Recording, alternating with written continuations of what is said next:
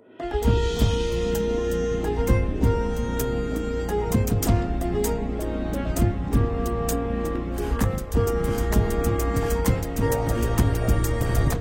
የፈታ ቤተሰቦች የከበረ ሰላምታችን በእያላችሁበት ይድረሳችሁ። ዕለተ ሰኞ ምሽት መረጃዎችን ነው ብለናል። እንደተለመደው መረጃውን በቅድሚያ በማስተዋወቅ እንጀምር። በአማራ ክልል እየተካሄደ ያለው ውጊያ 2 ዓመታትን ሊደፍን ጥቂት ወራት ቀርተውታል። በዚህም ወቅት ከክልሉ ድምጾች እየተሰሙ ነው። አልጀዚራ አንድ ዘገባን አስነብቧል። ጥንቅራችን ላይ ያደርሳችሁ ይዞታል። ለኢትዮጵያ ከ$1 ቢሊዮን በላይ ፈንድ በአመት ሲያቀርብ የነበረው ዩኤስኤድ እጣ ፈንታው ላለፉት 2 ወራት በእንጥልጥል ቀጥሎ ነበር። ታግዶ ለ6 ሳምንታት ኦዲት ሲደረግበት የነበረው ዩኤስኤድ አብላጫ ፕሮግራሙን እንዲራገፍ ተደርጓል። ዛሬ ላይ ስለ ዩኤስኤድ ቀጣይ እጣ ፈንታ የወጣ መረጃ አለ፣ የምንመለከተው ይሆናል። በራያ በርካቶች ሀዘናቸውን እየገለጹ ነው። ከሰሞኑ በርካቶችን ባስደነገጠው አሳዛኝ ክስተት መርዶ መነገር ተጀምሯል። ጀልባዎች ሰጥመው ከ180 በላይ ኢትዮጵያውያን ደብዛቸው መጥፋታቸው በተነገረበት አሳዛኝ ክስተት ቤተሰብና ዘመድ መርዶ ተረድተዋል። ዝርዝር መረጃውን እናደርሳለን። በክልሎች የተከሰተው የነዳጅ እጥረት ከአዲስ አበባ ወደ ክልሎች የነዳጅ ኮንትሮባንድ እንቅስቃሴዎች እንዲፈጠሩ እያደረገ ነው። ከዚሁ ጋር በተያያዘም በአዲስ አበባ ፖሊስ በኩል የተባለ ነገር አለ፣ ይዘነዋል። የፕሬዝዳንት ትራምፕን ስልጣን መያዝ ተከትሎ በባይደን ዘመን የነበረው የመጋረጃ ጀርባ ሚስጥሮች ለአደባባይ እየበቁ ይገኛሉ። በዛሬው ዕለትም አሜሪካ ስትመራባቸው በነበሩት የባይደን ፊርማዎች ላይ በተደረገ አንድ ምርመራ አስገራሚ መረጃ ወጥቷል። እኛም በጥንቅራችን አካተነዋል። ከ2015 ዓ.ም አንስቶ በአማራ ክልል በቀጠለው ውጊያ ምክንያት ወሲባዊና ጾታን መሰረት ያደረጉ ጥቃቶች አሳሳቢ ሆነዋል ሲል ኢሰመኮ ገልጿል። በአማራ ክልል ከቀጠለው ውጊያ መውጫ መንገድ እንዲፈለግ ኢሰመኮ ጠይቋል። ዝርዝሩን ከጥንቅራችን ይሰማሉ። የሶማሌ ፌዴራሊስት ፓርቲ ከሰሞኑ በክልሉ ሙስና ተንሰራፍቷል፣ ፕሮጀክቶች ተጓተዋል ሲል ያቀረበውን ክስ የሶማሌ ክልል መንግስት ኮሚኒኬሽን ጉዳዮች ቢሮ ሐሰትና ስም የማጥፋት ዘመቻ ሲል ውድቅ አደረገ። ክልሉ ስም የጠፋበት ባሉ በእያንዳንዱ ፕሮጀክት ላይ ዝርዝር መልስ ሰጥቷል። እኛም ወደ እናንተ ለማድረስ ይዘነዋል። እስከ ፍጻሜ አብራችሁን ቆዩ። የምንለቃችሁ ዕለታዊ ትኩስ ዜናዎች እንዲደርሷችሁ ላይክ፣ ሼር፣ ሰብስክራይብ ማድረግ እንዳትረሱ።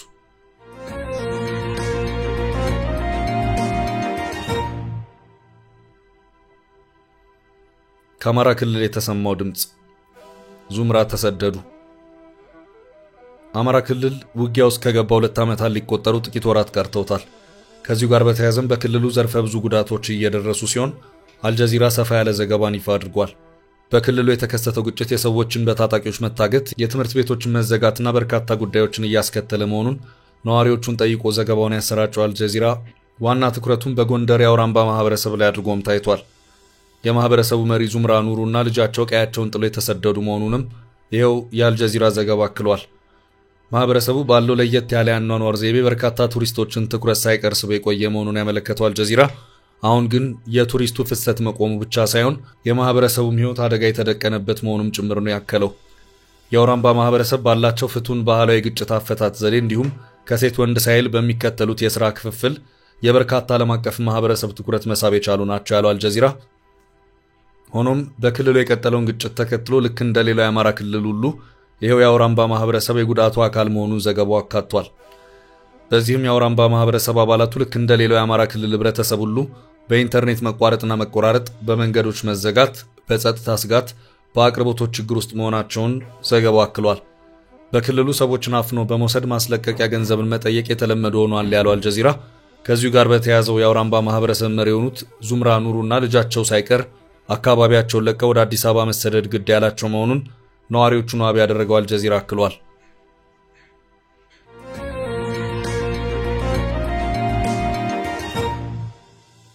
በቀጣይ መረጃችን የራያው መርዶ። በራያ በርካቶች ሀዘናቸውን እየገለጹ ነው። ከሰሞኑ በርካቶችን ባስደነገጠው አሳዛኝ ክስተት መርዶ መነገር ተጀምሯል። ጀልባዎች ሰጥመው ከ180 በላይ ኢትዮጵያውያን ደብዛቸው መጥፋታቸው በተነገረበት አሳዛኝ ክስተት ቤተሰብና ዘመድ አዝማድ መርዶ ተረድተዋል። ለቀናት በቀጠለው ኢትዮጵያውያኑን የመታደግ ሂደት እስካሁን በይፋ የተገለጸ ነገር ባይኖርም በርካታ ሰዎች ጀልባው ላይ መኖራቸው በተገለጹባቸው የራያ አካባቢዎች ከፍተኛ ሐዘን ድባብ ማጥላቱን የተገለጸው ከወደ ራያ የተጋራውና በርካቶች በእንባ ሲራጩ የሚያመለክተው ልብ ሰባሪ አሳዛኝ ተንቀሳቃሽ ምስልን ተከትሎ በርካቶች ሐዘናቸውን በመግለጽ ላይ ይገኛሉ። በየመንና በጅቡቲ ባህር ዳርቻ ስደተኞችን አሳፍረው ሲሄዱ የነበሩ 4 ጀልባዎች በነበረው ከፍተኛ ንፋስ ምክንያት መስጠማቸውንና ቢያንስ የ2 ሰዎች ሕይወት ማለፉንና 186 ሰዎች በፍለጋ ላይ እንደሚገኙ የዓለም አቀፍ የስደተኞች ድርጅት መግለጹ ይታወቃል። አደጋው የደረሰው ባለፈው ሳምንት ሐሙስ ምሽት ሲሆን በባህረ ሰላጤው ሀገራት ሥራ ለማግኘትና ከግጭት ለመሸሽ ኢትዮጵያውያን በሚጠቀሙበት የጉዞ መስመር ላይ እንደሆነም ተዘግቧል። በጅቡቲ ባህር ዳርቻ የደረሰው አደጋ ምክንያት ከፍተኛ ኃይል ያለው ንፋስ በመከሰቱ እንደሆነም ተጠቁሟል። ይህንኑ አሳዛኝ ክስተት ተከትሎ ዓለም አቀፉ የስደተኞች ተቋም አሰሳ ላይ መሆኑን ከመግለጽ ባለፈ እንዲህ ነው ሲል ደብዛቸው የጠፉትን ስደተኞች በተመለከተ የሰጠው ተጨማሪ ማብራሪያ የለም። ሆኖም ይህን አሳዛኝ ክስተት ተከትሎ በራያ በርካቶች ሐዘን መቀመጣቸውን የተሰማው በአደጋው ደብዛቸው የጠፉ ሰዎች መጨረሻ ምን እንደሆነ እስካሁን ባይገለጽም ከቅዳሜ አንስቶ በራያ ትልቅ መርዶ በመነገር ላይ መሆኑን የተመለከተው በጀልባዎቹ ላይ ተሳፍረው ከነበሩት ውስጥ ማንነታቸው የታወቁ ኢትዮጵያውያን ስደተኞች አሳዛኝ ክስተት ለቤተሰቦቻቸው ተነግሯል። ከራያ ሆርዳ 6 ሰው፣ ከዋርግባ 2 ሰው እንዲሁም ከቦየ ገራገር 1 ሰው በሰጠሙት ጀልባዎቹ ስለመኖራቸው ለቤተሰብ ወዳጅ ዘመድ መነገሩን የታወቀው መርዶ የተነገረው በአደባባይ በመሆኑ በርካታ ሰዎች ተሰብስበው ሲያለቅሱ የሚያሳዩ ምስሎችም በማህበራዊ ሚዲያ ተሰራጭተው በርካቶች ሐዘናቸውን በመግለጽ ላይ ይገኛሉ። ዓለም አቀፉ የስደተኞች ተቋም IOM የጠፉትን ሰዎች እየፈለገ እንደሚገኝ ከመግለጽ ውጪ ስለ ኢትዮጵያውያኑ አሳዛኝ ክስተት እስካሁን ያለው ነገር የለም።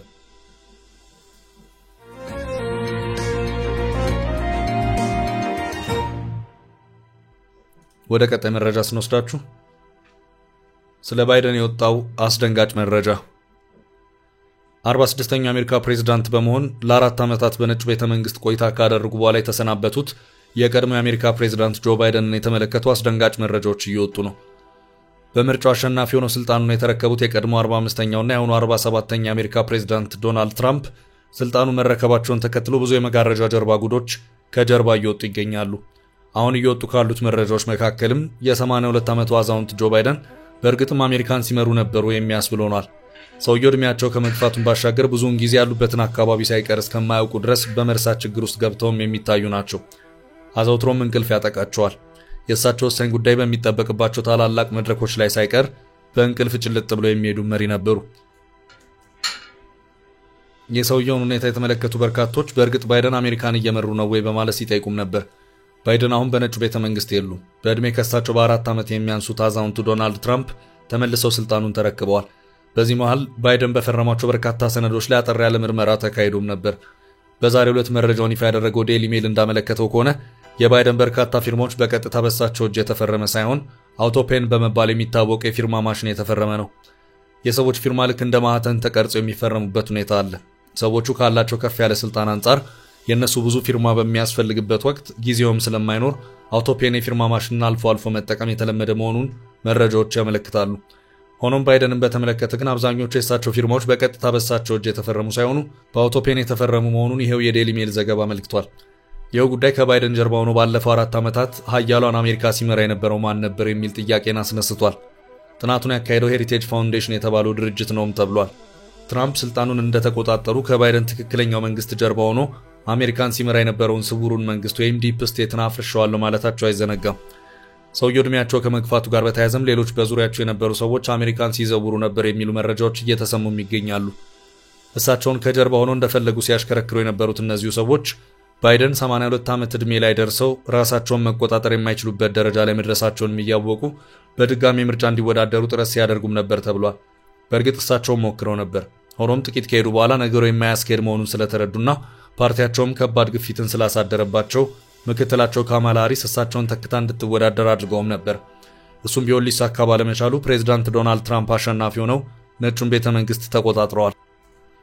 የትራምፕ ስልጣን መያዝ ተከትሎም ደግሞ በባይደን ዘመን የነበሩ የመጋረጃ ጀርባ ሚስጥሮች ለአደባባይ እየበቁ ነው።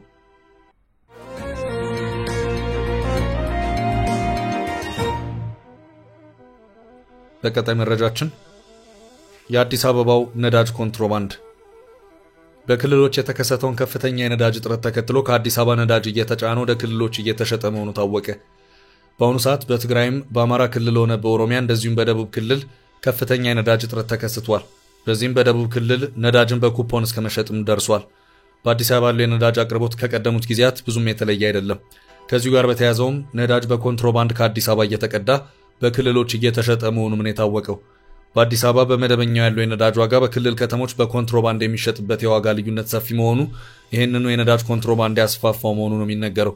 ከዚሁ ጋር በተያያዘም የአዲስ አበባ ፖሊስ ነዳጅ ጭነው ከአዲስ አበባ ወደ ክልል ከተማ ለመጓዝ ሙከራ ያደረጉ 4 ተጠርጣሪዎች በህብረተሰቡ ጥቆማ ሰጪነት በቁጥጥር ስር መዋሉን አስታውቋል። ፖሊስ በዚህ መረጃውም ህገወጥ ድርጊት የተፈጸመው የካቲት 19 ቀን 2017 ዓ.ም በአዲስ ከተማ ክፍለ ከተማ ወረዳ 1 ልዩ ቦታው ሲዳሞ ተራ እየተባለ በሚጠራው አካባቢ መሆኑን አመልክቷል።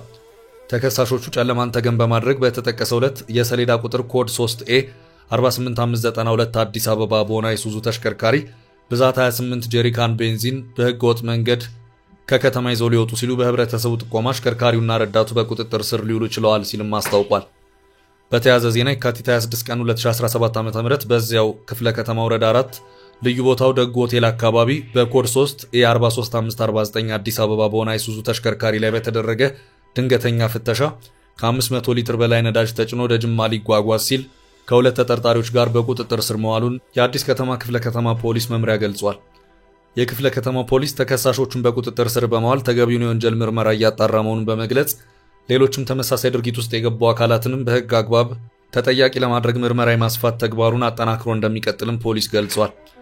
በህግ የተከለከሉ ድርጊቶችን በመተላለፍ ህጋዊ ያልሆኑ ጉዳዮችን ህጋዊ በማስመሰል ህግን ተላልፎ መንቀሳቀስ ወንጀል መሆኑን በመረዳት በመሰለ የወንጀል ድርጊት የሚሳተፉ ግለሰቦችም ሆኑ ተቋማት ከድርጊታቸው እንዲቆጠቡ የአዲስ አበባ ፖሊስ እያሳሰበ ህብረተሰቡ እያሳየ ያለውን ትብብር በዚያው አግባብ አጠናክሮ እንዲቀጥል መልእክቱን አስተላልፏል።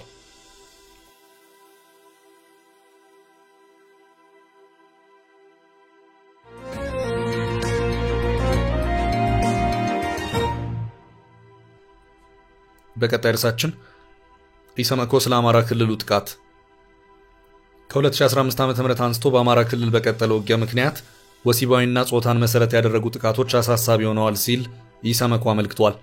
በአማራ ክልል ከቀጠለው ውጊያ መውጫ መንገድ እንዲፈለግ ኢሰመኮ ጠይቋል። መንግስታዊ ሰብአዊ መብት ተቆርቋሪ ተቋም ኢሰመኮ በክልሉ ተባብሶ በቀጠለው ግጭት ለሰብአዊ መብት ጥሰትና ጾታን መሰረት ላደረጉ ጥቃቶች ምክንያት ሆኗል ብሏል። የህክምና አገልግሎት ለማግኘት በተለያዩ የጤና ተቋማት መድረስ የቻሉትን ተጎጂዎች ቁጥር ብቻ መሰረት በማድረግ ከሐምሌ ወር 2016 ዓ.ም ጀምሮ ቢያንስ 200 ያስገድዶ መድፈር ተጎጂዎች በጤና ተቋማት ተመዝግበዋል። ከተጎጂዎች መካከልም የሀገር ውስጥ ተፈናቃይ ሴቶችና የጤና ባለሙያ ሴቶች ጭምር ይገኙበታል ሲል ከዚህ ቀደም ኢሰመኮ በይፋዊ መግለጫ ማመልከቱ አይዘነጋም። በሌላ በኩል በኢትዮጵያ በተለያዩ አካባቢዎች የቀጠሉ ግጭቶች ለሰብአዊ መብት ረገጣ፣ ለጉልበት ብዝበዛና ለጾታዊ ጥቃት ምክንያት ሆነው ቀጥለዋል ሲሉ በኢሰመኮ የሴቶች ህፃናት፣ አረጋውያንና አካል ጉዳተኞች መብቶች ኮሚሽነር እርግበ ገብረ ሐዋርያት ተናግረዋል።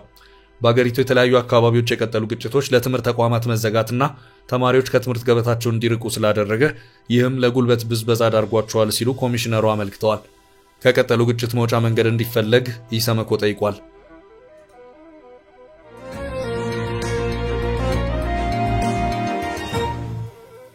ወደ ቀጣይ ርዕሳችን ስናልፍ የሶማሌ ክልል የቀረበበት የሙስና ክስ ስም ማጥፋት ነው ሲል አስተባበለ።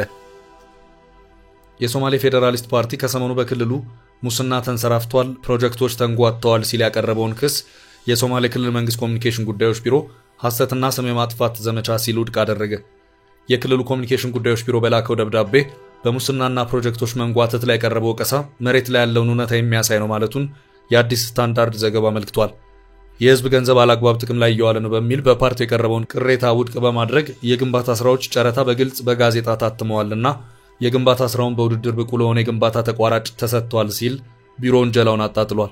የሶማሌ ፌዴራሊስት ፓርቲ ባሳለፍነው ሳምንት ባወጣው መግለጫ ላይ በክልሉ ለልማት ስራዎች የተመደበው ከፍተኛ ገንዘብ አላግባብ ጥቅም ላይ እየዋለ እንደሚገኝ ገልጾ ነበር። ፓርቲው በመግለጫው ሙሉ ክፍያ ተከፍሎ ነገር ግን ፕሮጀክቶቹ በከፊልም ሆነ ሙሉ በሙሉ ሳይገነቡ እንደቀሩም ገልጿል። ለአብነትም የቀብሪ ዳህር ከተማ አስተዳደር የውሃ ፕሮጀክት 520 ሚሊዮን ብር ቢመደብለትም ፕሮጀክቱ እስካሁን ያልተተገበረ ሆኖ ቀጥሏል ብሏል። በተጨማሪም የጅጅጋ ከተማ አስተዳደር ምዕራፍ 2 የውሃ ፕሮጀክት ከ2009 እስከ 2017 በጀት ዓመት ለጅጅጋ ከተማ ውሃ መስፋፊያ ከ1.36 ቢሊዮን ብር በላይ በጀት ቢመደብለትም ፕሮጀክቱ እስካሁንም ባለመጠናቀቁ የተነሳ ነዋሪዎች በበርሜል እስከ 150 ብር ውሃ በሚሸጡ ነጋዴዎች ላይ ጥገኛ እንዲሆኑ እያስገደዳቸው መሆኑን ጠቁመም ነበር። ፓርቲው አክሎም ተቋራጮች በሽኒሌ በቆራሄና በጀረር ዞኖች ለሚገኙ የጠጠር መንገዶች ሙሉ ክፍያ እንደተቀበሉ ነገር ግን መንገዶቹ በከፊልም ሆነ ሙሉ በሙሉ ሳይገነቡ እንደቀሩ ገልጾ እንደዚሁም የቁቢ ወረዳ ድልድይ በጨረታ መልክ ወጥቶ ኮንትራክተሩ ሙሉ ብሩን ከወሰደ በኋላ ደረጃ የወረደ ድልድይ በመሰራቱ በጎርፍ መወሰዱንና አካባቢው ማህበረሰብ ድልድዩን ለማሰራት ከኪሱ መዋጮ ለማሰባሰብ መገደዱን አንስቶ ነበር።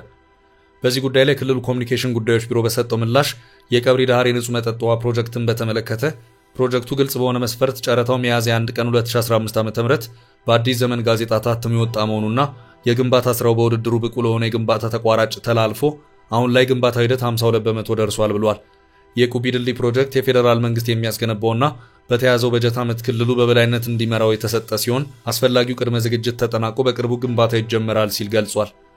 ቢሮ በደብዳቤው ላላለቁ ፕሮጀክቶች ሙሉ ክፍያ ተፈጽሟል ለተባለው መረጃው ፍጹም ሐሰት መሆኑንና የክልሉ መንግስት ለየትኛውም ተቋራጭ ሙሉ ክፍያውን ፈጽሞ ያልተተገበረ ፕሮጀክት የለም ሲል ክሱን አስተባብሏል። በተጨማሪም ከመንገድ ግንባታ ጋር ተያይዞ በሽኒሌ ወረዳ የክልሉ መንግስት የሚያስገነባቸው የመንገድ ፕሮጀክቶች የሉም ሲል ገልጿል። ከድሬዳዋ ሽኒሌ በሚል የተጠቀሰው የ7 ኪሎ ሜትር የአስፋልት መንገድ በአሁኑ ሰዓት 95% ተጠናቆ በቅርቡ የሚመረቅና የሥራ ሂደቱንም ማንኛውም አካል መጥቶ ሊያዩ የሚችል መሆኑን አስረድቷል።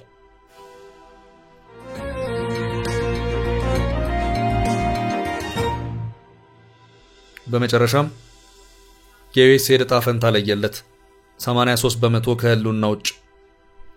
የአሜሪካው ፕሬዝዳንት ትራምፕ ወደ ነጩ ቤተ መንግስት በገቡ በቀናት ውስጥ የአሜሪካ ፌደራል መንግስት ወጪን በእጅጉ ለመቀነስ ውጤታማነትን ለማምጣት ዘመቻ መክፈታቸው ይታወሳል። እስካሁን በርካታ የአሜሪካ ፌደራል ሰራተኞች ከስራ ሲቀነሱ በርካታ ዲፓርትመንቶችም ታጥፈዋል አሊያም ተዘግተዋል። የአሜሪካ ፌደራል መንግስት የወጪ ቅነሳ እየመራ ያለው የዓለማችን ቁጥር 1 ቱጃር ኢሎን መስክ ሲሆን ዶጅ የሚሰኝ ክፍል እየመራ ቀጥሏል። በቅድሚያ ዶጅ ሰለባ ከሆኑ ተቋማት አንዱ ዩኤስኤድ ሲሆን በመጀመሪያ የተቋሙ ልገሳ ስራዎች ለ91 ቀን እንዲቋረጡ ተደርጓል።